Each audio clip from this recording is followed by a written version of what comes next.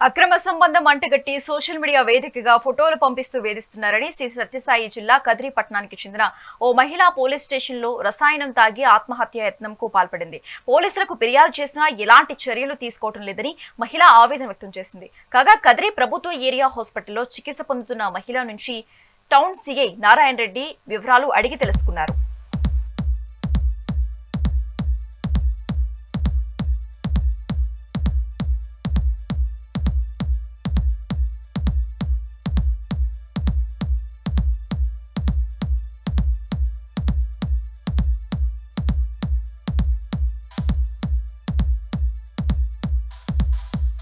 ఆసుపత్రిలో ఒక అమ్మాయి ఆల్ అవుట్ తాగేసి అడ్మిట్ అయిందనే సమాచారం లాగా నేను ఇక్కడ రావడం జరిగింది.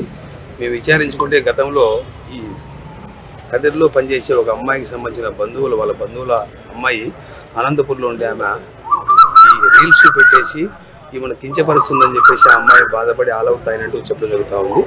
గతంలో వాళ్ళకు కొన్ని ఇష్యూస్ వల్ల సమస్యలు అర్థమవుతుంది. అది విచారించి ఆ అమ్మాయి ఫిర్యాదు మేరకు వాళ్ళపై తగు చర్య తీసుకుంటాం.